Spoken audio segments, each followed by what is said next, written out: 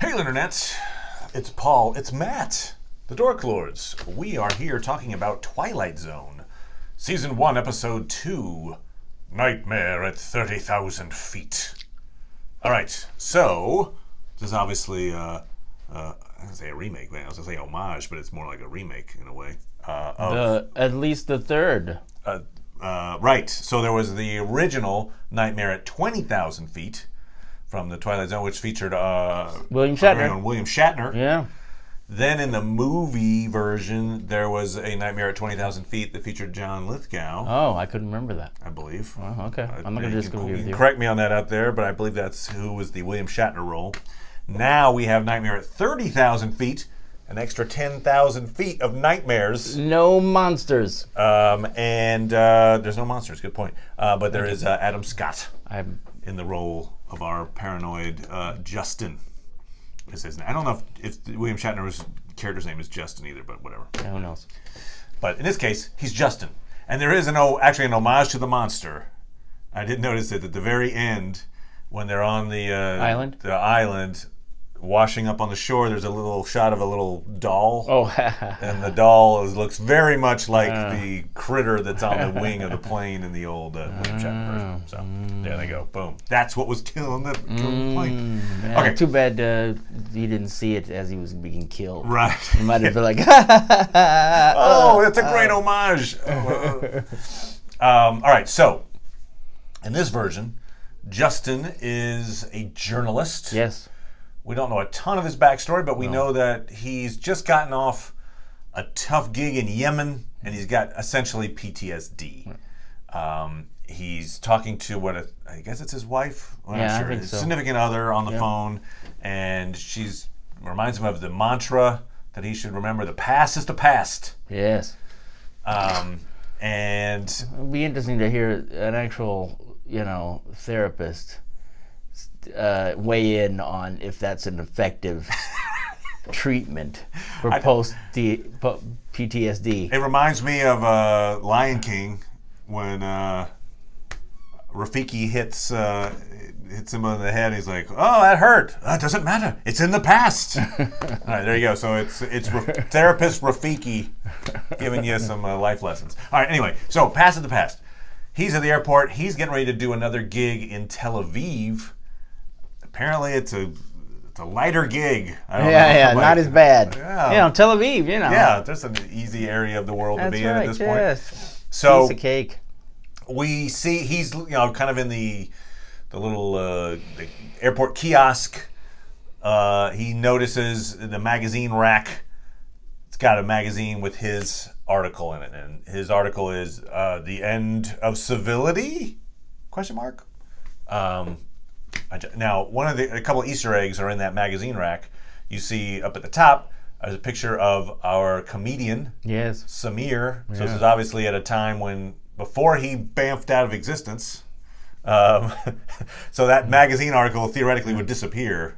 Yeah, I mean, it could be of Samir, or it could be of Kumail Nanjiani. Oh, the actor who played. Oh, there you go. A little real world art crossing over. I think it's a Samir reference, but okay. You could argue that did he have that level of fame before he was disappeared? I think the implication was think so. Right. He kept being in the same theater, which is like he's not playing at a stadium. That's or right. Like that. That's Good right. point. But he was like getting on TV apparently. Did he?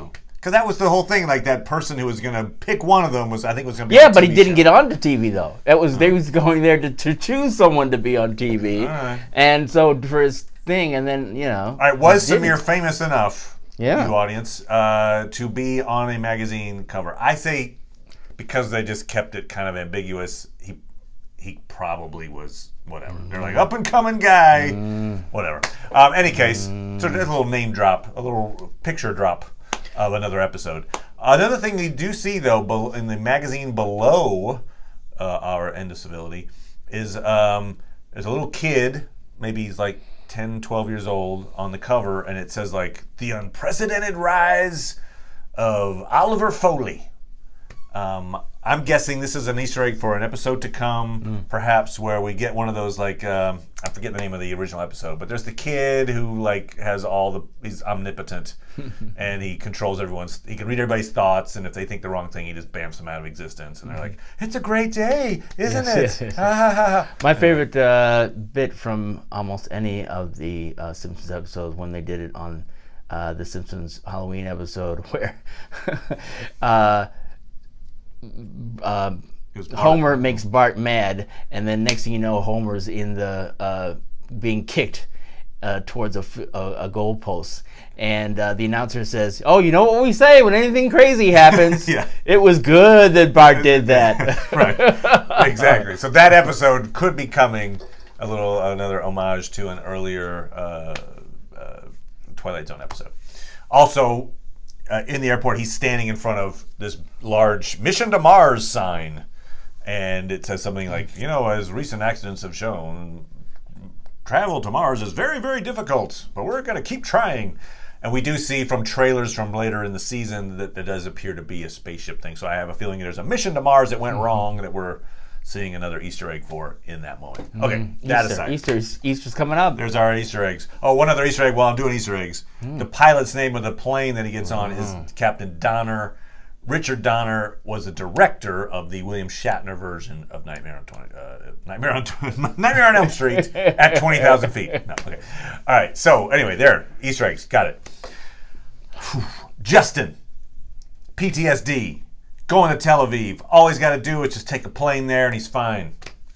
But this plane it's not going to work out well for him. No. So first of all, just to show you how random everything is, when he gets on the plane, he gives up his seat. Yes. To this family that doesn't have enough spots for the little kid, and he's like, "Here, you take my seat." And so he gets a completely random seat. Yeah. But in that random seat is a little MP3 player, and he decides, "Oh, what the hell? I'll see what's on here." And it's this show. It's a podcast called Enigmatique. Yes. And to the show's credit, they use Dan Carlin. He's a podcaster that does hardcore history. I actually went and checked out one of his. It wasn't an airline disaster, but it was the Indianapolis when in World War II it sank and the sharks came and killed everybody. It was effective. Was that the one that they referenced in Jaws there? And yes, that's the one. In fact, he mentions that in the thing. He's like, "Jaws, you remember Jaws? Well, this is the story behind the thing." So, pretty cool. The guy's got a great voice, and much like they use Kumail in The Comedian, there's an actual comedian. Yes, they use an actual podcaster. There you go. To the podcast. Good thoughts. Good on him. Well done. Good on him. So this podcast is about the disappearance of the flight that our friend Justin is on. So he doesn't try very hard to get someone to listen to it. He gets one person, exactly. No, I don't want lice. And the other, the woman who was looking at him turns out to be the air marshal. But I think she actually did listen to it. At the very end, when she says something, not the very end, but near the end, she says, like, "I listened to it and there's nothing relevant," or something. Because then when she leaves, he picks it up and listens to the end of the show. Yeah. But I think the implication was she had actually listened. But I know it was a little weird. And you're right. Why not really try to get someone to listen to this thing? Yeah, because okay, don't use mine, but maybe somebody else has some headphones in the ship that you could use to listen to it. "I don't like your germs. You use the only set." I'm like, all right, dude. No one has like earbuds from their phone. Right, exactly, which is what everyone uses for those things. But so he had the AirPods from the. So he's listening to this podcast, and it starts seeming to be in line with what's happening. It's like, "Oh, and a bird hit the plane, and then the thing, and it's raining." And he's like, "Man, that's really, they know their stuff." Oh, Captain Donner. Did he say his name was Captain Donner? You forgot to mention, though, before he even got on the plane, he met... good point. At the magazine rack. That's right. He met, somebody who helps him establish that he's a journalist. Yes. That's you? Well, could you sign it for me? So he signs a thing to Joe. And he was a fan of him, right? I think he said he saw something that he had done or something. Yeah. So, right, he knows him enough to be like, "Oh, I like your work." So yes, Joe is this guy that we find out is like a pilot that got suspended or something. Something bad happened. He's ne'er-do-well pilot who is also taking this flight. And so Justin, it starts doing the build, right? So it's trying to build the tension. Hey, I wonder if this is weird. Let me try to get somebody's attention. So he tries to talk to the flight attendants. They're kind of having none of it, really. They're like, you stop panicking, people. He keeps listening to the podcast. The podcast keeps telling him stuff about, so he tries to get people to shut off their, you're streaming a soccer game. Turn it off. You're killing us all. You're like, look, I have it on airplane mode. I don't know what you're talking about. Hears that there's like a Russian mobster witness on the plane, and so he's trying to figure out who that might be. And so he's trying to solve why the plane disappeared before it disappears. And he knows that he's got like 15 minutes. It's actually a pretty short episode. It's like 37 minutes all in told. So it's more like the traditional length of the original And show. I feel like this is a situation that definitely seems like it's from the original series in a way. Except that now I'm like tripping over. I mean, if I was on something and someone was like, you're about to have a terrible accident, I feel like I wouldn't just be like, why don't you listen to this? I'd be like, this doesn't make any sense. How would this stupid thing know what's going to happen? I agree that I would probably just disregard it out of hand and then just go, oh, I died or whatever, or I disappeared. But if he was really convinced that the plane was going to disappear. I mean, it's sort of like, maybe I would have appreciated someone saying, let me get this straight. You're listening to something that tells you about something that's going to happen in the future. Which you can understand why the flight attendants would be like, you're an idiot. Right, but no one actually expressly says, you're saying this recording tells you what's going to happen in the future, right? You guy. He's never able to. I think if he had different strategies for turning the plane around without saying, I'm listening to a thing that's in the future. Well, you're probably coming with like to fool everybody because him being sincere isn't working. Right. So I'm just saying, for instance. But really, I think. Oh my God! My recent hernia surgery's coming. I have to get to a hospital right away. Can we turn the plane or whatever? I mean, because if you're really that concerned. Because perhaps everybody willing to, and who knows? I mean, one of the things that I think about stories like this is the extent to which the person that we're aware of is so affected mentally that he's not able to accurately perceive what's going on around him. So the question is if he really is hearing a podcast that's telling him this, or is it part of some delusion? Does he really have a friend who's like, oh, I'm on your side? Why? He's nuts! It's like, so, is that person really existing? And it's funny because I'm usually the guy. It's like from the it's all in his mind. Legion show and from other shows where I'm like, it's all in his head. That's me. In this case, I agree that there is a very good question. Or is it all in his head? But I went back and watched because I thought, is it all in his head? And obviously, it could all be in his head. But the show is very clear to point out. For instance, so. The most obvious all in his head potential would be this guy Joe. Yep. Who it's like goes and like breaks into the cabin and knocks everybody out. The oxygen hands him an oxygen tank, and it's like, boy, that's really Deus Ex Machina-ish. Yeah. But they do it. The show shows us Justin is standing in the cabin. You see like a couple of people passed out next to him. He's breathing into the tank. And on the screen, because they very carefully were like, you can see video of the pilots, which I'm not familiar with that thing, but okay. So, but you see video, and he's in the cockpit. Yeah. Joe is in the cockpit. Meanwhile, we see both of them together, is my point. One is outside the cockpit. One is in the cockpit, flying the plane or turning it down. So the show was trying to say, see, they're different. They're different people. Like, you would think in that moment it would have either shown him behind the wheel, or it would have shown that there's nobody in the cabin anymore. That he just. You would think that, unless they want him to maintain that delusion all the way. Okay. So right from his mind. Because part of my question is this: once he realizes, oh shoot, we're going down, and the guy says, good night, New York. Why isn't he pounding on the door trying to get in? He says, oh, this was a mistake. Also, I will say this. I guess voice analysis may not be perfect, but I would think the podcast would have known that it wasn't the pilot that said good night, New York. It was the dude who incapacitated the pilot, who's now taken over the plane, who's like, good night, New York. I mean, it's not the same guy. The podcast kind of was like, oh, yeah, the pilot said good night, New York. Yeah, no, he didn't. Right. No, it wasn't the same guy at all. Plus, didn't you perhaps hear the fight that must have happened in the cabin? Right. Anyway. Yeah.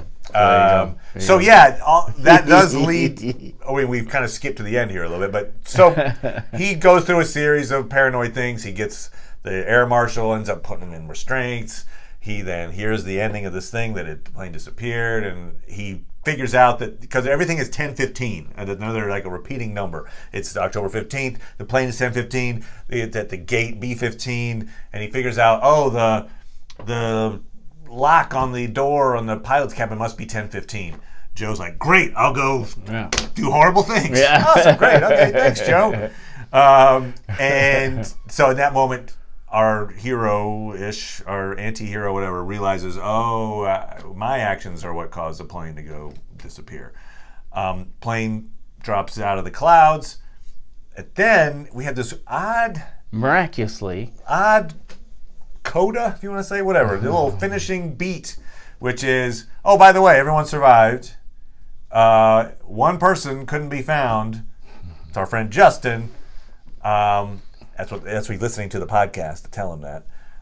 And he's on this deserted island, kind of a lost kind of thing almost. But then all of the survivors who are still alive just start closing in on him and essentially kill him, and we get the idea that they disappeared him. It's a little. What's odd is that I'm not sure the messages. So in one case, you've got the message of he wrote this story, an end to civility. And then you've got, at the very end, they're on an island, kind of a Lord of the Flies type thing, where what happens if you have no laws? Mob violence, and we kill the guy. Right. Okay, that's maybe a through line, but you don't really see that on the plane. No. In my opinion. The plane is more about paranoid or not. Yeah. So... Yeah, I feel like that's really the primary thing, right? Where it's like... I feel like the ravages of paranoia. So he was saying that I've licked it, and of course he didn't lick it. The past is the past. What does the past is the past do you think mean in this context? I'm not even. You mean outside of the irresponsible, therapeutic advice? Forget it. Huh? Outside of that, it doesn't mean anything. Don't learn anything from it. Right. I mean, it's because it's weird how he talks about his own past. He confesses that he did have a problem with a psychotic break in the past. Yes. But he's saying this and is he different. knows how to identify them. And I think he even says, I know what a psychotic break is like, and I'm not doing that. Yeah. In other words, I've had one and I know what it is. Yeah. This isn't that. This isn't that. No, this is completely rational. So I feel as if, so I don't know what it's trying to tell us other than... So give me the case that it's all in his head. Like, what is it, like, if you want to try to, your case is, hey, this is all in his head. What's the evidence that you think is the strongest that it's all in his head? I feel like this pilot advising in a way that we don't actually see anything independent of his interactions with. Do we see anybody else acknowledge Joe's presence? Well, I feel like we don't see him I'm really upset about something. He's very, very calm as someone who wants to kill a bunch of people. He is. It doesn't come off as somebody who's, and it just seems to apparently fall into his lap. It feels very Fight Clubby. In terms of there's even that scene in Fight Club where they're on a plane and he's talking about, when the thing comes down. And then they're just breathing oxygen. All it's doing is making them delirious and whatever.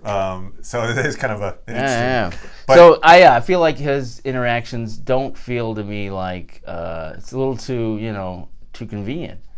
I agree. And now that I'm thinking about it, thinking it through, I don't remember a scene where Joe, say, is talking to a flight attendant or Joe is doing something. It feels like the only time we see Joe is he's talking by himself. Or he's looking off like, I'm watching to see what's going on. Yeah. I'm behind on another seat or something. And so when the guy gets up, he's like, okay, I'll just run up there. I talked to him before, I'll talk to him again. The fact that, yes, this podcast supposedly tells the future. So I feel like it makes, sort of a sense of somebody who thought they were over something and they weren't really. So, right. Okay. I think I've handled this okay, and I can do this thing that's really I probably shouldn't be doing. We don't know what he encountered in Yemen. Right. But yeah, whatever it was bad, and he thinks he can, go back into it. And so, I mean, it's kind of depressing. Since we don't... Oh, maybe that's the lesson. PTSD, you can't beat it. So what do we think then? Did he crash a plane? Is that what we're saying then? Or did his PTSD, is he imagining this plane crashing and everything happening? Yeah, that's a good question. Yeah, because, I was going to say, I rewatched the first episode wherein somebody, actually an Air Force pilot, is in a town. Wait, you're talking the first episode of the actual original Twilight Zone. Okay. That was written by not the comedian, in other correct. words. Okay. That was written by Rod Serling.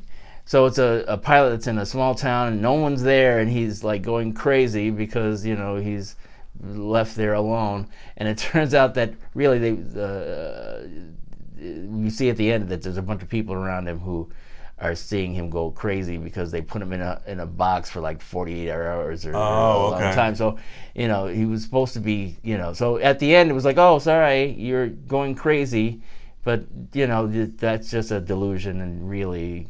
Sorry, it was just an example of, Then he goes and meets up with the Telosians, and they create a whole... Okay, no. Anyway, right. But, to me, it's like, it's classic Twilight Zone, which is, because of your mental illness. Well, it's interesting. You're going to have strange experiences. It's interesting because if it's not all in his head, well... I would argue that this might be it's all in his head. That this would fall into kind of like a Black Mirror style. Or this is all in your head, and we've switched. What? I'm Paul. I'm Matt. Hi. Okay. So because Black Mirror, which is maybe the most notable Twilight Zone-ish show in the last, say, 5 years or so. Its big thing is like dystopian futures based on technology. Yes. So if you went with the case that this is not in his head, you could say that perhaps this futuristic MP3 player leads to all the problems, which would be kind of Black Mirror-ish. But if it's all in his head, then wouldn't fall into a Black Mirror category at all. It's just the dude who's insane. So I feel like this is Black Mirror. He would say, "Wow, I've got a." Audio player that can tell the future. How do I stay alive in order to take advantage of this thing? But exactly. it would end up that's interesting. Destroying his life. All right, so here's my thought then. If it's all in his head, I think maybe he does actually he does sink the plane, basically. Yeah. And then as it's going down and he's going to die, he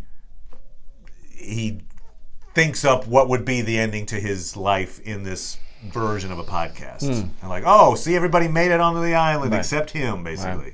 Right. And then the plane crashes and he dies, perhaps. But if it's real, okay, what do you think? If it's real, what do I think in terms of... what it's trying to say. Yeah, what is it trying to say? Hey, what is it trying to say? See, that's the end of civility thing. I just don't feel like... I feel like there were some moments you could have... It's like the end of civility. When someone almost caused you to die, what, you're just going to lose it, huh? I mean, in the good old days, that never happened. There's a few moments on the plane when he tries to, like, you could see him trying to warn people without sounding too crazy. Right. And so maybe that's the civility part where he's like, I get it. I don't want to rock the boat, but I also don't want to die. Could you maybe just listen to this? And then maybe he gets gradually less. He starts pushing civility aside in order to warn people more stridently. But I don't know. I I think if that was the actual through line, there would have been stronger civility versus anarchy beats on the plane itself. So yeah, if it's not all in his head, if it's a real thing, and this is exactly what happened, and his friend Joe sank the plane, and then all the people killed him on the island, I feel like that last beat seems unnecessary to me in that situation. Just have the plane going down, and you cut to credits. And then everyone killed him on the island because they saw him being weird on the plane. I mean, they didn't even talk to him. They were just like, it was like zombies basically coming at him. And you would think at least he'd be like, you were the one with the gas mask. How did you know? Whatever. You would at least give him a chance to defend himself or something, I would think. Or at least just shout at him a while before you kill him. But so, yeah, and also the fact that everybody lived. How? Yeah. It's a plane going down. Yeah, everyone lived. Literally everyone. In fact, that's another point. A point towards the it's all in his head is that it's very careful. The podcast is very careful to say everyone lived except one guy who disappeared, and that's this guy Justin. Okay, that means Joe lived, and no one did anything to Joe apparently, which would have seemed obvious that he was the guy that took the plane down. Right, you could see it on the video. That's feed. why I was like some. Oh wow, now he's really gone canatatic or whatever. Just to say, and so he's imagining that he's being killed when he's actually being carted off, just like William Shatner in the first movie. Or that, Jacob's Ladder, that movie back in the day? Oh, yeah. Where he's like, I'm actually insane. Anyway, there you go. That is episode 2. I enjoyed it. I thought I liked it too. It was well done. The ending, I feel like I still, fuzzy. though, even in the second episode, I don't know that it's established, but it's only the second episode. I feel like at the end of the season, what I want is to really have a sense of, okay, this is how the makers of the show see the show. So the fact that both these, or at least the second episode, is based on an earlier one, okay. But maybe it's a little early to be... Yeah, feel like you have a sense of what the... Remaking those? Yeah. Well, no, just... it's a little early to really have a sense of, feel the philosophy of the show, basically. I got you. I want to see something that's not like... There were episodes of the Twilight Zone, the original series, where people had a happy ending. That's true. It wasn't necessarily all doom and gloom. We remember the doom and gloom. Yes, we do. But they those stand out. But they weren't all like that. So I want to see something like that, and something maybe with a little humor in it. See, this episode could have been, he goes to Tel Aviv, plane lands. I'd say a little more humor. He gets a nice job. Yeah. Kind of recovers from his PTSD, comes back, reunites with his wife. It's like, you know what? Thanks for making me go on that trip, because it really helped me out. And now that I know the future, I'm like a millionaire. All right. Anyway, there we go, ladies and gentlemen. We'll be back very soon talking about Star Trek Discovery. Yeah. So come on back for that, and we'll see you next time. Bye. Oh, bye.